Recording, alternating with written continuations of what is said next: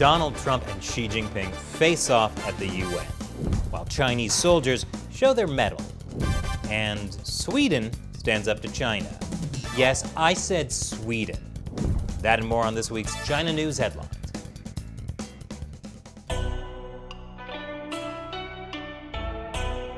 Welcome to China Uncensored. I'm Chris Chappell. President Trump and Chinese leader Xi Jinping just faced off at the United Nations. Well, I mean virtually. Everything is still pretty much on lockdown because of the coronavirus, which is one thing Xi Jinping told everyone not to worry about. Facing the virus, we should enhance solidarity and get through this together. We should follow the guidance of science, give full play to the leading role of the World Health Organization, and launch a joint international response to beat this pandemic. Any attempt of politicizing the issue or stigmatization must be rejected. Yeah, we shouldn't point out any country that may have been responsible for covering up the coronavirus and allowing it to spread around the world. How would that help anyone? Well, President Trump kind of had the opposite message. We must hold accountable the nation which unleashed this plague onto the world, China. In the earliest days of the virus, China locked down travel domestically while allowing flights to leave China and infect the world. China condemned my travel ban on their country, even as they canceled domestic flights and locked citizens in their homes. The Chinese government and the World Health Organization, which is virtually controlled by China, falsely declared that there was no evidence of human-to-human transmission. Later, they falsely said people without symptoms would not spread the disease. The United Nations must hold China accountable for their actions. That, of course, infuriated the Chinese Communist Party. So they accused the U.S. of spreading a political virus. I don't know what a political virus is, but it sounds bad. Definitely worse than an actual virus that has killed nearly 1 million people. I mean, by the Communist Party standards, politics are everything. Killing 1 million people? That's a solid day's work. In his UN speech, Xi Jinping downplayed any alleged conflict that may be brewing between China and any other country.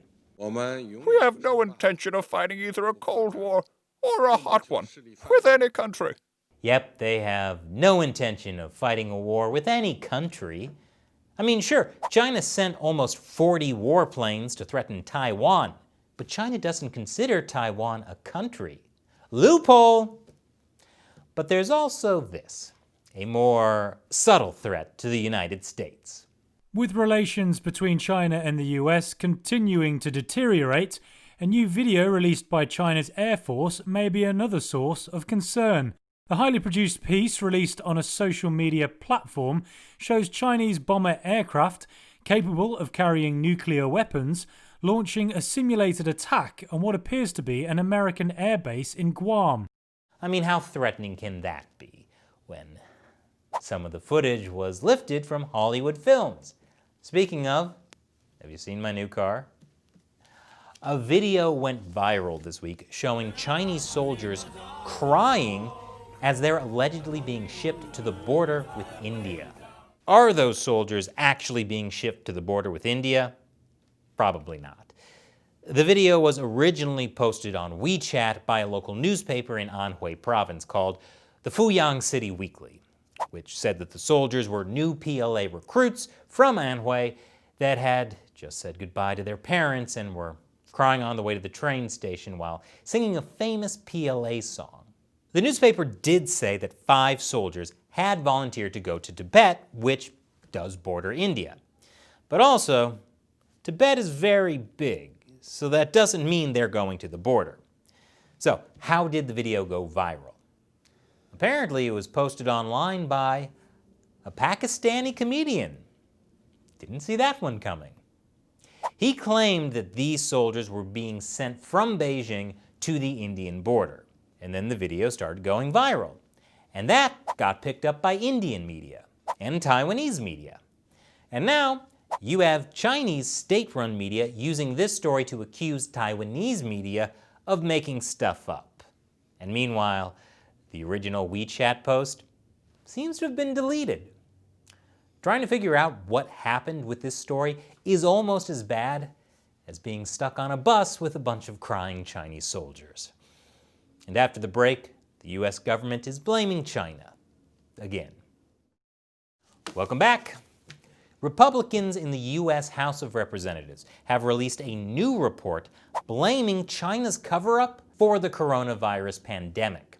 Ranking member of the House Foreign Affairs Committee, Michael McCaul, said in a statement, "It is crystal clear that had the CCP been transparent and had the head of the WHO cared more about global health than appeasing the CCP, lives could have been spared and widespread economic devastation could have been mitigated.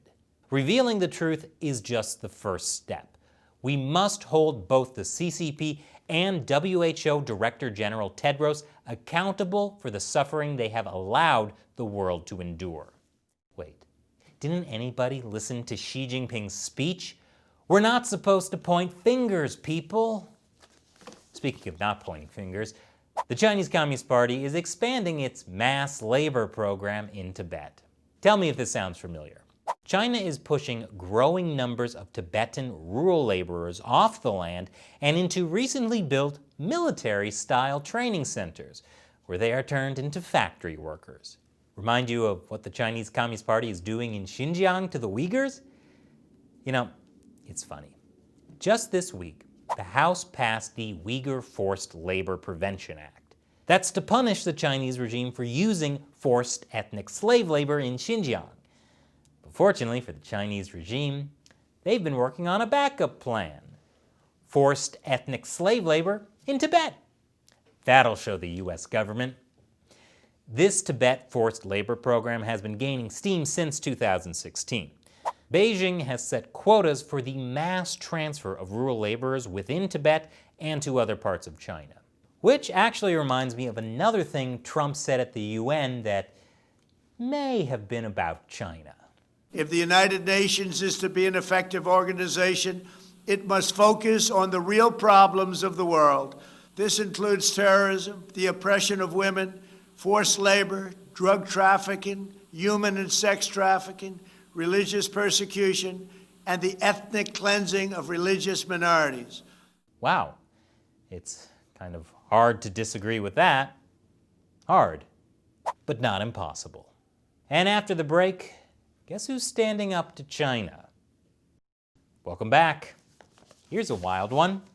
Sweden's state-owned space company, which provides ground stations that help fly Chinese spacecraft and transmit data, said on Monday it would no longer renew contracts with China or accept new Chinese business. Wow, that's crazy. Sweden has a space program. It's affordable, and everything is made out of particle board and meatballs. Apparently, the Sweden Space Corporation has had contracts allowing Beijing access to its antennas in Sweden, Chile, and Australia since at least 2011. But now, Sweden is standing up and saying no more. Poor China. Where else can they go for low-cost space antenna? Oh, right, China. But don't worry too much about China, because according to this new report from Amnesty International, with a surprisingly artistic cover, EU firms have been selling surveillance tools to the Chinese police. Which, when you say it out loud, sounds like a great idea.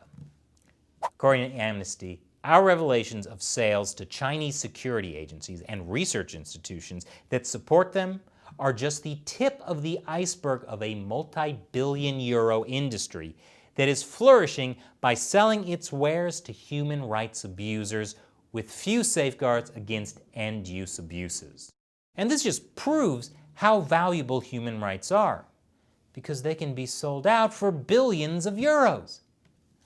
But while the Chinese regime can shell out billions to spy on its own citizens, feeding them might be a very different matter.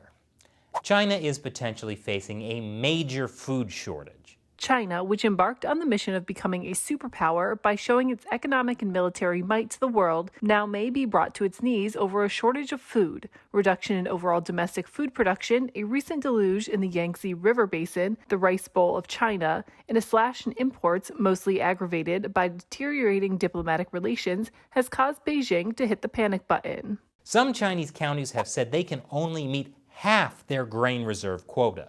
So Chinese President Xi Jinping's big ambition to turn China into a moderately prosperous society might be a ways off. And now it's time for me to answer a question from a fan of China Uncensored who supports the show on the crowdfunding website Patreon. Jason asks, genocide fries are only a side dish. What do you think is Xi Jinping's favorite main course to go with said genocide fries? Genocide fries. That's from my episode that talked about the U.S.'s ban on tomato imports from Xinjiang. It's a dark time for ketchup lovers. So, what's Xi Jinping's favorite main dish? I'm gonna have to say dumplings. Dumplings handmade by his best friend, Vladimir Putin. He's got some work to do on his dumpling wrapping skills. Which reminds me of the idea Shelley had for a cooking show with all the world's top authoritarian dictators. Cooking with authority. Now I'm craving dumplings with a side of French fries. The show takes me to weird places sometimes. Anyways, thanks for your question, Jason. And if you want me to answer your question on the show, join what I call the China Uncensored 50-cent Army on Patreon. Help support the show and get some cool perks. Head over to patreon.com/China Uncensored to learn more. Once again, I'm Chris Chappell. See you next time.